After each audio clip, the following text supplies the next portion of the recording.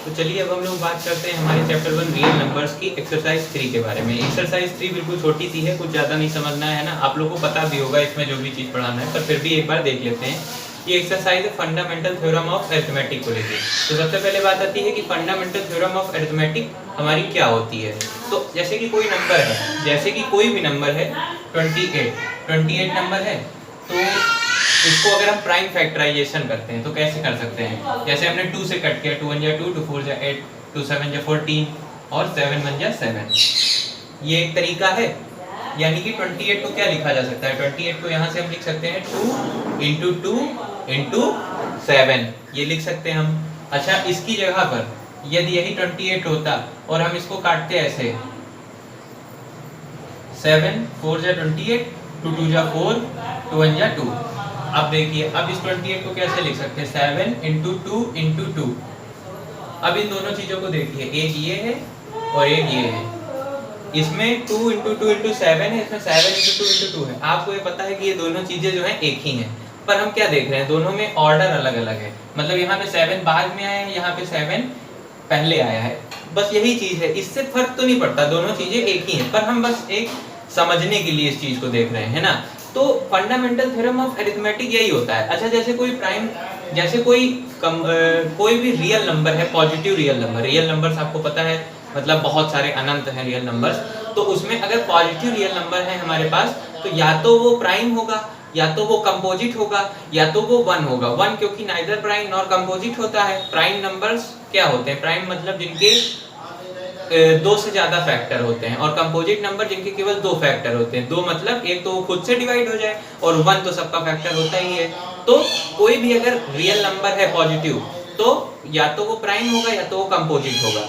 तो अगर प्राइम है तो मतलब उसको हम लिख सकते हैं उसका खुद का गुणा, जैसे कि 2 है तो 2 प्राइम नंबर है, तो इसको क्या लिख सकते हैं, 2 इंटू 1, ठीक है, ये लिख सकते हैं। और अगर कोई कंपोजिट नंबर है, कोई भी अगर कंपोजिट नंबर, जैसे 4 कंपोजिट नंबर है, तो इसको क्या लिख सकते हैं, 2 इंटू 2, 2 2 जा 4।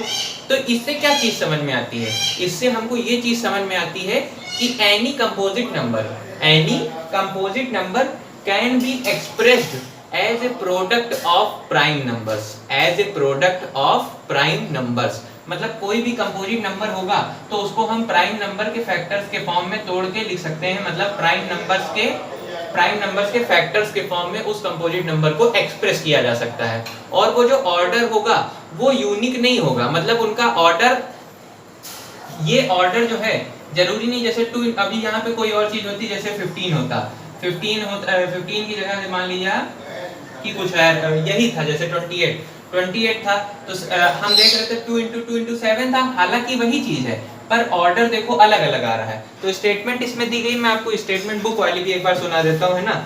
Every composite number can be expressed या फैक्टराइज्ड, वही चीज factorized, as a product of primes, मतलब उसको प्राइम नंबर के फॉर्म में फैक्टराइज किया जा सकता है, लिखा जा सकता है हर कंपोजिट नंबर को।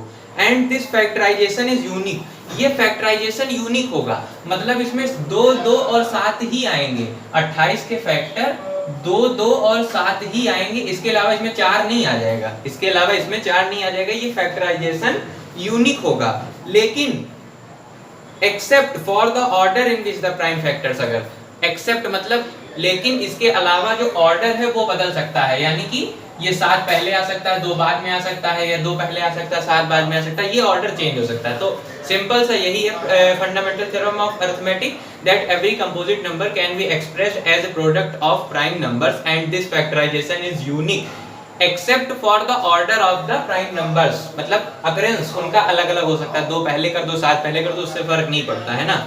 ये चीज हो गई, यही हो गई हमारी फंडामेंटल थ्योरम ऑफ अरिथमेटिक। अच्छा, एक थ्योरम इसमें और दे रखी है कि अगर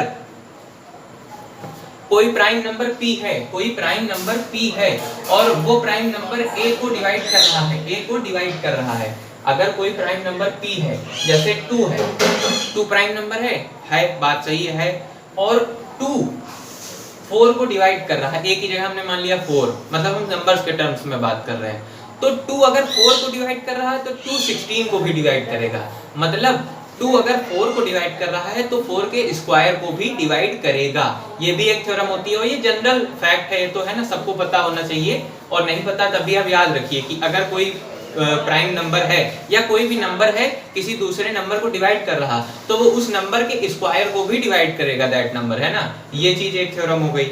इसके अलावा बात आती है, अब जैसे एग्जांपल कह दिया तो इस ये सब आपको आता ही है। Express each of the following positive integers as the product of its prime factor. अब जैसे 140 दे दिया, कह रहा है 140 को उसके प्राइम फैक्टर्स के प्रोडक्ट के फॉर्म में लिखिए, यही चीज जो कर रहे थे। तो इसको तो आप लिख सकते हैं आराम से, 2 से काटा 2 7 4 3 है ना, और ये हो जाएगा क्या 2 3 6 2 5 10, तो ये हो जाएगा 5 7 35 7 7। तो अब इसको आप लिख सकते हैं 140 को 2 into 2 into 2 into 5 into 7। भाई यही चीज दिखाना है आपको हर क्वेश्चन में इसमें, है ना। अब ऐसे ही सारे हैं एग्जाम्पल जो भी हैं। अब इसमें एक क्वेश्चन अच्छा है एनसीईआरटी का, कह रहा है, इसको देख लेते हैं, पहले इसको साफ कर दें।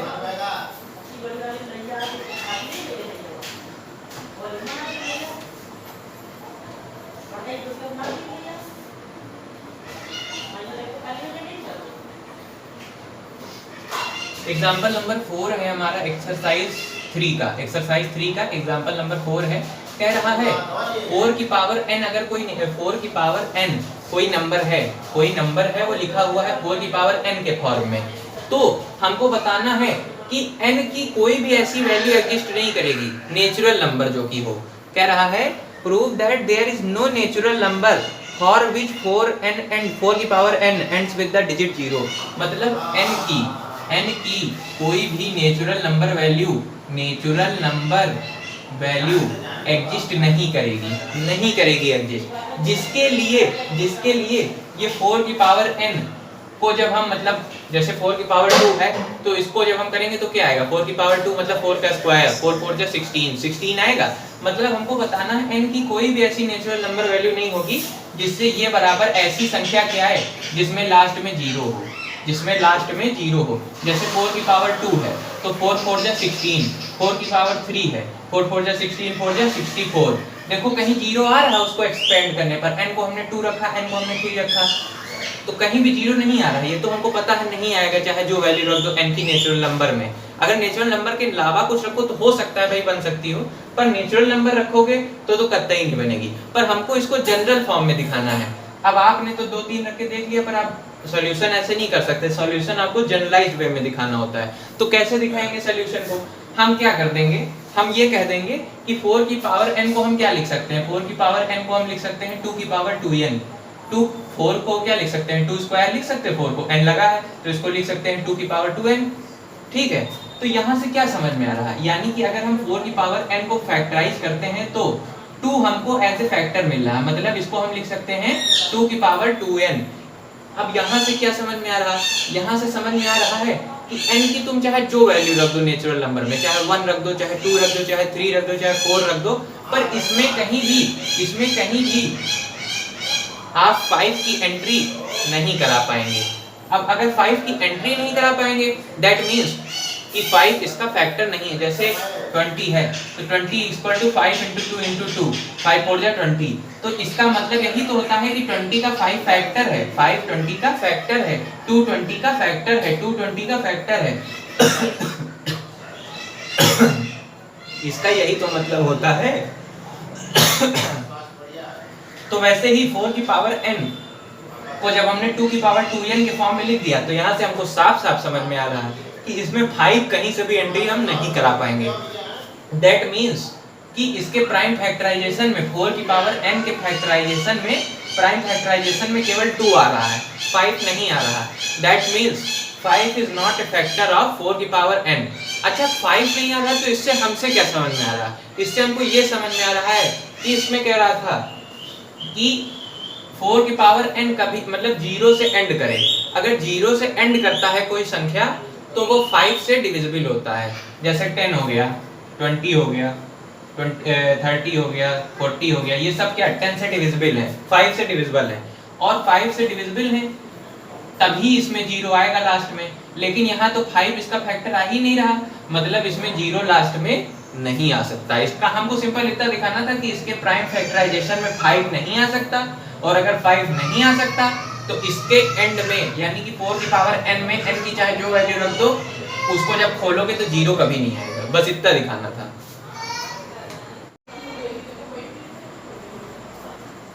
ये जो है हमारा एग्जाम्पल नंबर 6 है ना, एग्जाम्पल नंबर 6 है हमारा।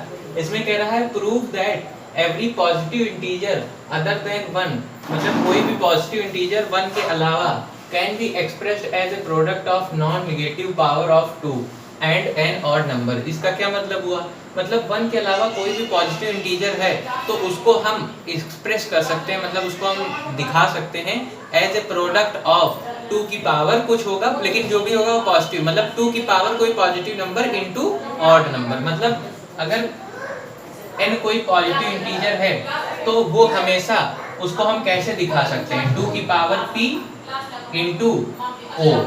अब यहाँ पे क्या, अगर कोई भी n पॉजिटिव इंटीजर है तो उसको हम 2 की पावर कुछ भी होगा p है ना, इनटू ऑड नंबर, कोई एक ऑड नंबर, इस फॉर्म में हम दिखा सकते हैं। लेकिन यहाँ पे जो 2 की पावर है वो नॉन नेगेटिव मतलब पॉजिटिव नंबर होगी। बस यही चीज हमको प्रूफ करनी है। तो इसको कैसे प्रूफ करेंगे, अच्छा क्वेश्चन है ना। इसको हम ऐसे प्रूफ करेंगे कि मान लिया कोई पॉजिटिव इंटीजर है n, let n be a positive integer, n be a positive integer है ना, n कोई पॉजिटिव इंटीजर है और n बराबर, हमको पता है क्या, हमको पता है फंडामेंटल थ्योरम ऑफ अरिथमेटिक क्या कहती है, कोई भी पॉजिटिव इंटीजर जो है उसको as a product of prime numbers हम एक्सप्रेस कर सकते हैं। कोई भी पॉजिटिव इंटीजर है तो उसको हम as a product of prime number हम एक्सप्रेस कर सकते हैं। तो पॉजिटिव इंटीजर हमारा n है तो इसको भी हम एक्सप्रेस कर सकते हैं। मान लिया कोई कोई प्राइम नंबर p है, p1 है इंटू p2 है इंटू p3 है, ऐसे ही लेकर के कहाँ तक है, pk तक है, ठीक, pk तक है। और हमने क्या मान लिया, मान लो इनकी पावर भी है कुछ, p1 की पावर a1, p1 की p2 की पावर a2, p3 की पावर a3, इसी तरह pk की पावर ak है ना, k बार जा रहा है इस तरह। अब ये हमने पावर क्यों लिया, क्योंकि जैसे हम कोई चीज का लिखते थे, जैसे मान लो 30 का लिखते थे प्राइम फैक्टराइजेशन, तो 5 × 30, 2 3 6, 3 1 3, इसमें तो खैर पावर का खेल आया नहीं। इसके अलावा 30 के अलावा कोई लेते हैं, मान लो बड़ी संख्या 40 लेते हैं, जैसे 2 2 4 0, 2 10 20, 2 5 10 और 5 1 5। तो इसको कैसे लिखते हैं, 40 = 2 की पावर 3 × 5, इस तरह लिख सकते हैं। मतलब 2 3 बार लिखो चाहे 2 को पावर में, तो इस तरह ये p1 p2 p3 सब प्राइम नंबर्स हैं और उनको हमने पावर एक्सपोनेंट्स के फॉर्म में, पावर्स के फॉर्म में लिख रखा है। ये क्या है, ये n का प्राइम फैक्टराइजेशन ही तो है, n का प्राइम फैक्टराइजेशन ही तो है। अब हमको क्या दिखाना है, हमको दिखाना है कि n जो है उसको 2 की पावर पॉजिटिव नंबर कोई भी हो, पावर पॉजिटिव हो बस, इनटू एक ऑड नंबर के फॉर्म में दिखाना है n को। अब देखो, अब जरा सा एक चीज देखो, क्या देखो, कोई भी नंबर ले लो रैंडमली, आप कोई भी नंबर ले लो, मान लिया हमने 35 को क्या लिख सकते हैं, 35 का प्राइम फैक्टर करेंगे, 5 7 35, 7 7, यानी 5 × 7, 35 = 5 × 7 आ गया हमारा। दूसरा नंबर लो, दूसरा नंबर ले लिया हमने 30 को क्या लिख सकते हैं, 5 × 30, 2 3 6, 3 1 3, 30 को हम लिख सकते हैं 5 × 2 × 3। या इसी चीज को अगर ये फैक्टर्स है, हमने क्या बताया था, ये फैक्टर्स का ऑर्डर आगे पीछे हो सकता है, मतलब 30 को लिख सकते हो क्या, 2 को, अगर इसी चीज को असेंडिंग ऑर्डर में लिख लो इनके फैक्टर्स को, तो 2 को पहले लिख सकते हो, 3 को बाद में, 5 को बाद में। असेंडिंग का मतलब यही तो होता है, छोटे से बड़े की ओर असेंडिंग ऑर्डर में लिख लिया, तो 30 = 2 × 3 × 5 और 35 = 5 × 7, इसको बीच वाले हटा दो, है ना ये। तो इन दोनों नंबर से क्या समझ में आ रहा है कि जो पहला फैक्टर है असेंडिंग ऑर्डर में लिखने पर, अब ये तो पहले ही है असेंडिंग ऑर्डर में थे 5 और 7, यहाँ हमने लिख लिया, तो जो पहला फैक्टर है वो 2 आ रहा है, वो क्या आ रहा है 2, और दूसरा फैक्टर, और जो बचे हुए फैक्टर हैं वो क्या आ रहे हैं, ऑड नंबर आ रहे हैं। देखो 3 और 5 ऑड है और 2 है पहला फैक्टर। इसी तरह जो ऊपर वाला है उसमें क्या है, इसमें 2 नहीं आ रहा है, इसमें दोनों नंबर जो हैं वो ऑड आ रहे हैं, दोनों नंबर ऑड आ रहे हैं। और आपको मैं बता दूं इन दोनों केसेस के अलावा और कोई केस यहाँ पर बन ही नहीं सकता। यहाँ के आप कोई भी नंबर उठा लेंगे तो इन दोनों केस के अलावा कोई केस नहीं बनेगा। कैसे नहीं बनेगा देखते हैं आगे, मतलब कोई और नंबर लेके देखते हैं। जैसे मान लीजिए हमने ले लिया